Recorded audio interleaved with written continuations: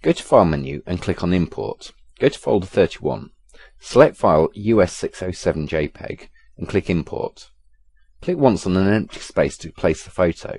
Let's go back to Import window again. Go to File menu, click on Import. Select the photo and click on the triangle next to the Import button.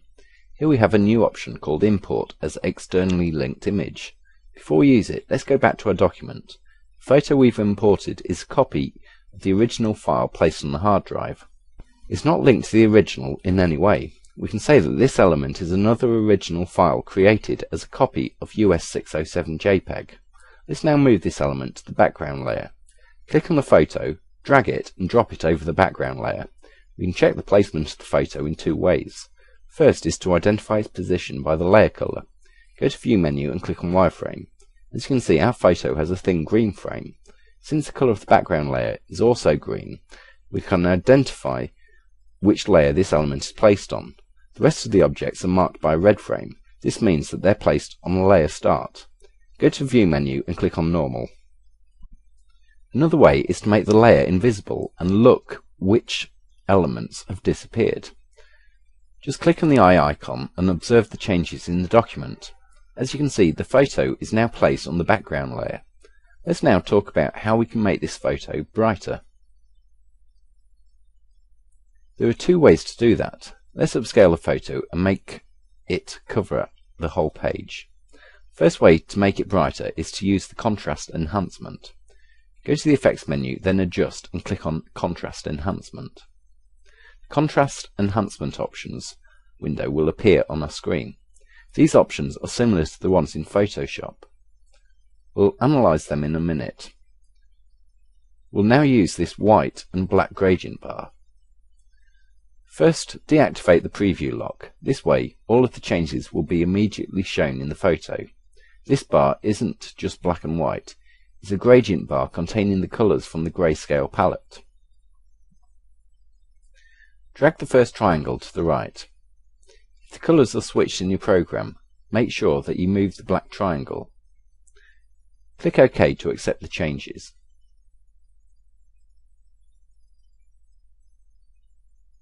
As you can see, the photo is now much brighter. At the same time, we still can see many of the details. This way, we can just use this photo as a background for the text and the photos. So this is the first way in which we can make the photo brighter. One thing I've forgotten to mention, this photo isn't transparent, it's just brighter.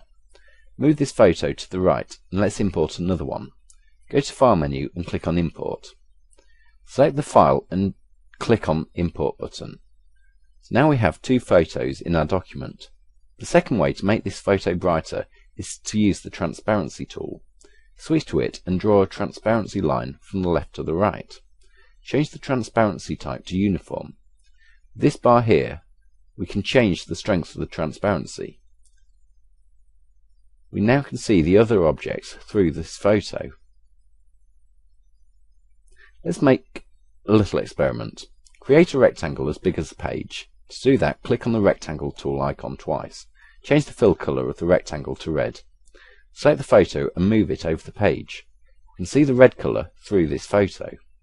Let's now also move the red triangle to the front. Click on the red triangle, hold Shift and add the transparent photo to the selection. Go to Arrange menu, then Order and click on to the front of layer.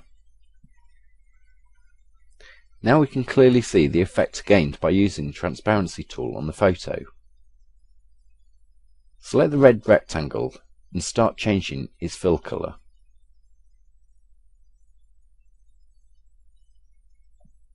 When we want to have colors similar to the original, we should set the fill color of this rectangle to white. Let's set it back to red and upscale the photo. So there are two ways in which we can make the photo brighter. When we use the transparency tool, we can also add a color to the photo. Let's delete this rectangle and the transparent photo. Move this photo to the page. Let's now talk about one more thing. Go to the Effects menu, then Adjust and click on Contrast Enhancement. As you can see, the last setting was remembered by the program. We can change it starting from the last known setting. Let's move this triangle to the beginning of the bar, so we can bring this photo to its original state. As you can see, we can't do this. The program saved only the last known position of the bars, not the whole contrast configuration. Let's click Cancel. This means that the contrast enhancement isn't editable or reversible. Although it may seem that the program remembers the settings, we can't go back to the original look of the photo. Every next change will affect the photo we're seeing on the screen. That's why we'll now create a linked image. Move this photo to the right. Go to File menu and click on Import. Select the US 067 JPEG file. Access the import options and click on Import Externally Linked Image. Click on an empty space to place the image. This element is now linked with the original photo stored on the hard drive. What does this mean? Let's switch to Photoshop for a while. Go to File menu, click on Open. Go to Folder 31 and open US 067 JPEG file, the original file for the photo we've just created. Let's also remember that this original file has to stay in its place. If we move it or change its name, the link between the object and the Corel file will disappear. Let's now change the brightness of the photo in Photoshop. Go to Image menu. As you can see, this graph in the output bar looks similar to the ones in the contrast enhancement window in colour. We won't use this graph for now. We'll use this bar right here. Move the black triangle to the right, then click OK. As you can see, the photo is now much brighter. We now need to save this file. Go to File menu and click on Save. Just change the original file. Switch back to Corel. We now need to update the linked image. Select the photo and go to Bitmaps menu. Here we have two options, Break Link and Update from Link. Break the link option will delete the link and convert the linked element into a copy of the original file. Let's click on the Update from Link. As you can see, the photo was updated and we're now seeing the current state of the original file. Let's change the original file again. Switch to Photoshop, go to Image menu, then Adjustments and click on Levels. Well, here we have the same problem. We can't go back to the original file from the Levels window. Click Cancel. To close this window, go to Edit menu and click on Step Forward. If we'd save this file and close Photoshop, we wouldn't have the option to go back. So it's important to pay attention to the changes we're making. Saying that, we should create a copy of the original file, then link it with the element in Corel. Go to File and click on Save. Go to File menu again and click on Save As. Add a letter to the file name. Leave all JPEG options at default and click OK. We now have a copy of the original file. So we'll now work on and edit the copy of the original file. Switch to Corel and delete this photo. Go to File menu and click on Import. Select file US067A JPEG and click on Import. Click once to place the document. Let's now switch to Photoshop and edit the file. Go to Image menu, then Adjustments. Move the black triangle to the left and click OK. Go to File menu and click on Save. Switch to Corel. You may have noticed that we've made a little mistake when we've imported this photo. Select it and delete it. Go to File menu and click on Import. Select the US067A file and access Import menu and click on Import as externally linked image. This is what we missed before, therefore making the element which is not linked. Click once to place the file. Now switch to Photoshop again, go to Image menu, then Adjustments and click on Levels. Change the placement of the black triangle and click Cancel. We'll first undo the changes. Go to Edit menu and click on Step Backward. Go to Image menu, then Adjustments and click on Levels. Change the position of the black triangle and click OK. Go to File menu, then click on Save. Switch back to Corel.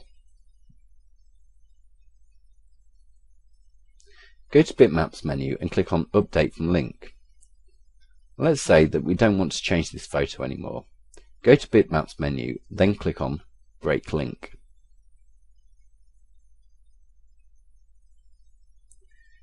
If we wouldn't have made a copy of the original file, we would have to make the file look normal again. We would break the link and go back to Photoshop, go to Edit menu, then click on Step Backward to undo the changes to this photo. Then we would have to press Ctrl S to save the file. So we can create linked elements, but we have to be careful not to lose any of our files. Well, it's important to understand how linked files work because software for design and publishing like InDesign or Quark are used all the time. Close Photoshop and switch to Corel. Select this photo and delete it. Move this photo and place it over the page. This photo is placed on the background layer.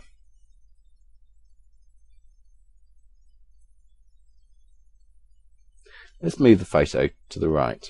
Click twice on the rectangle tool and create a rectangle as big as the page. Select the photo and go to the Effects menu, then Power Clip and click on Place Inside Frame. Click on the rectangle we've just made, place the photo in it. Well, let's now create a bleed limit for our project. First, select the Power Clip frame and set its outline to none.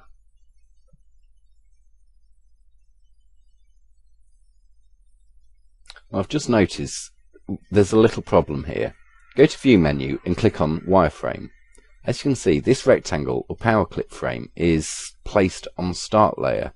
Press Ctrl Z twice to undo the changes. Go to View menu and click on Normal. Press Ctrl Z one more time. As you can see, the start layer is currently selected layer. Let's click on the background layer to select it. Well, this situation further proves that we need to observe the layers list constantly. Making a mistake like this can cause some problems later on when we're working on the project. Select the background layer and click twice on the rectangle tool icon to create a rectangle. As you can see, this rectangle is now placed on the background layer.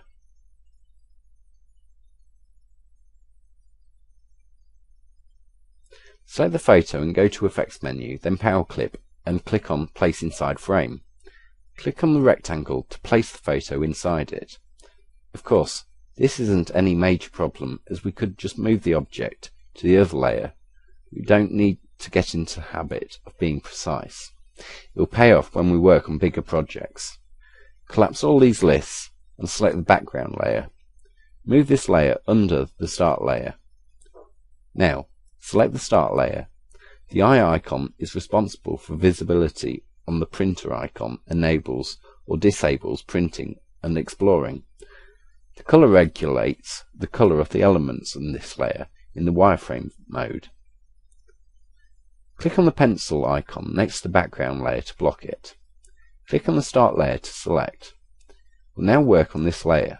Make sure that the start layer is selected and close the Object Manager Docker. We won't use this Docker anymore in the project. The power clip frame is placed on the background layer, which is locked. This means that we can't edit or select it. The background layer is placed under the start layer. Although the Object Manager isn't on the screen, we're still working on the start layer. When we go back to it for a minute, we can see that the start layer name is in red. This means that this layer is the currently selected layer. Now, close the Object Manager Docker.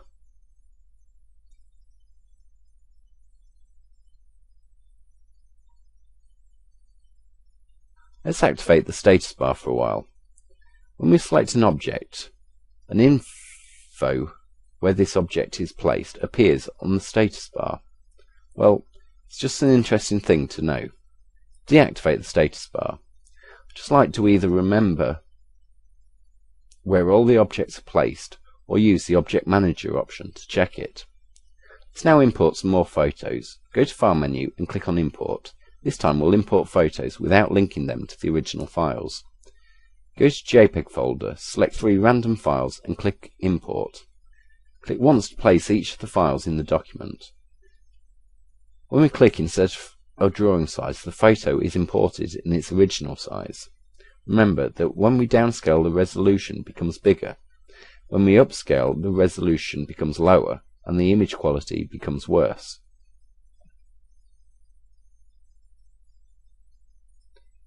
Select all 3 photos, click one photo, hold Shift and add 2 other photos to the selection. Go to the Effects menu, then Power Clip and click on Place Inside Frame.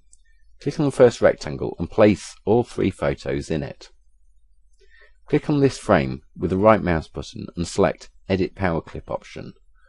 Move all these photos at the center of the frame.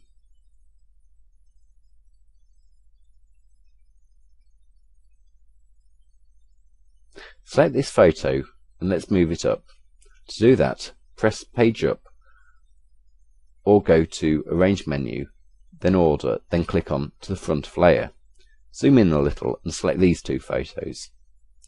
Activate the Align and Distribute docker, then align both photos to the left.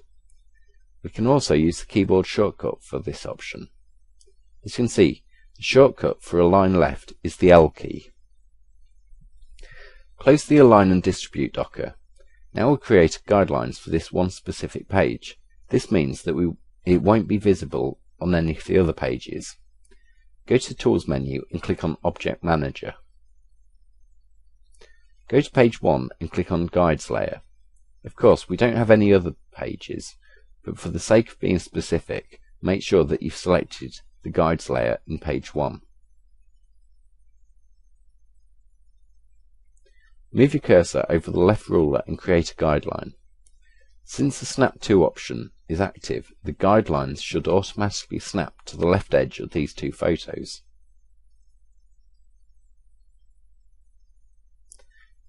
Well, there's an error. It's because we're still inside the Power Clip frame.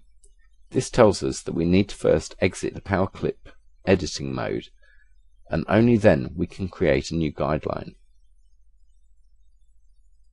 To exit this mode, click on the icon placed under the Power Clip frame. Move your cursor over the left ruler and create a new guideline. Well, the guideline doesn't snap to these photos anymore. It's because they're placed inside the frame. Well, let's just try to place it as close to this edge as possible. Release the mouse button once the guideline is placed correctly.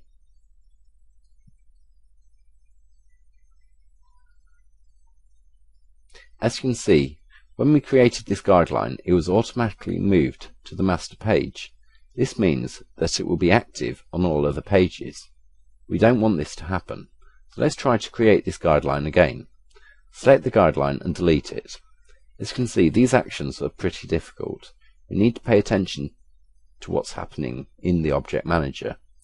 Click on the Guides layer and create a new guideline.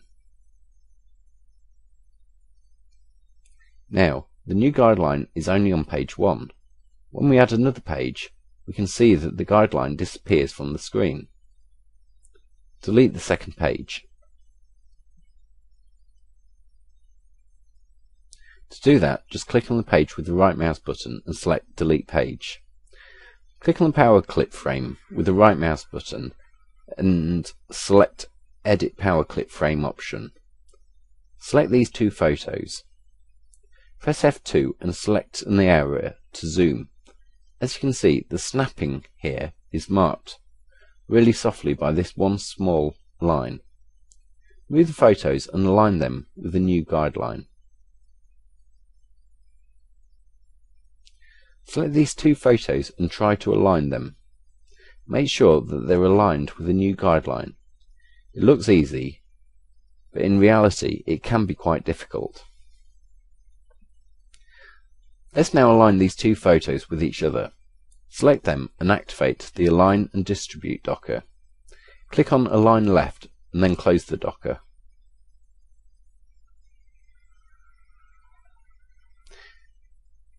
Make sure that these 2 photos are aligned and that they're right next to the guideline. If you don't see the guideline clearly, just zoom in on the photos. Now we can clearly see the guideline. If there are still problems with this guideline, we can move these photos in a different way. Switch to Pick tool, change the object origin to the left middle and change the position to Guideline's position. By doing this, we can avoid using the guideline and be sure that the photos are placed correctly. Press Shift and F4 to fit the page on the screen.